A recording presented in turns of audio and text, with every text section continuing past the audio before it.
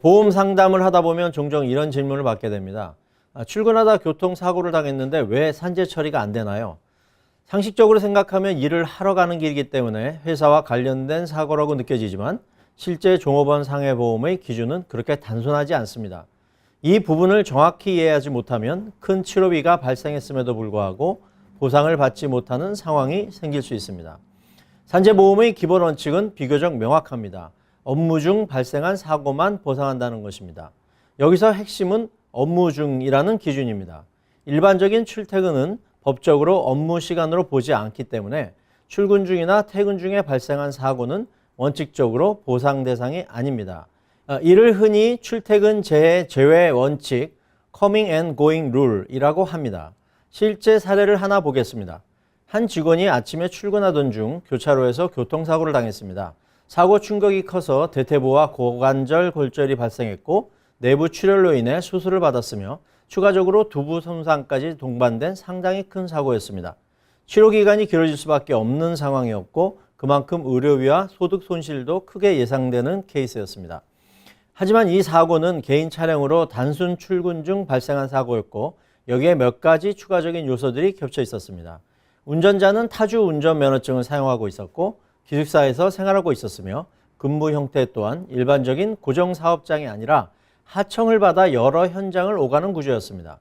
이러한 조건에서는 보험사 입장에서 단순한 교통사고로 보기보다는 과연 이 사고가 업무와 직접적인 관련이 있는지에 대해 보다 엄격하게 검토하게 됩니다.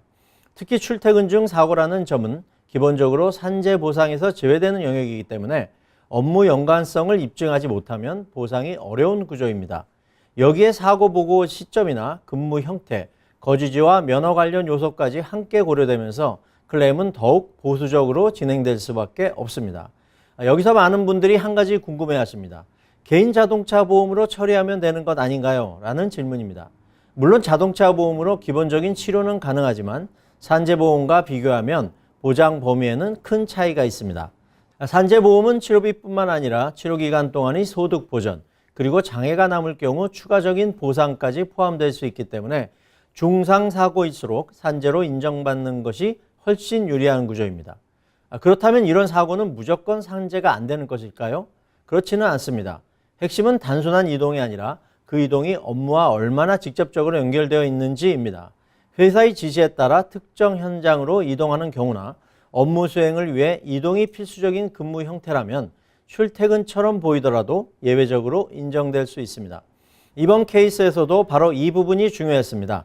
단순한 개인 출근이 아니라 실제로는 업무 수행을 위해 현장으로 이동하는 과정이라는 점을 중심으로 사고 경위와 근무 형태를 구체적으로 정리했습니다.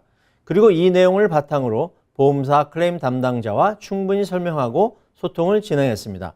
그 결과 단순 출퇴근 사고가 아니라 업무 연관성이 인정되면서 종업원 상해보험으로 처리될 수 있었습니다. 결국 중요한 것은 어디서 사고가 났느냐가 아니라 왜 그곳에 있었느냐입니다. 같은 출근길 사고처럼 보이더라도 그 이동이 업무의 연장선인지 여부에 따라 결과는 완전히 달라질 수 있습니다. 따라서 이런 유형의 사고에서는 처음부터 안 된다고 판단하기보다는 근무 형태와 이동 목적을 정확히 정리하고 보험사에 어떻게 설명하느냐가 매우 중요합니다. 특히 경계선에 있는 케이스일수록 작은 설명의 차이가 결과를 바꾸는 경우가 많습니다. 한마디로 정리하면 이렇습니다. 출퇴근 중 사고는 원칙적으로 산재가 아니지만 업무와의 연관성이 명확할 경우 예외적으로 인정될 수 있습니다. 그리고 이러한 케이스일수록 단순한 사고 처리가 아니라 구조를 이해하고 전략적으로 접근하는 것이 필요합니다.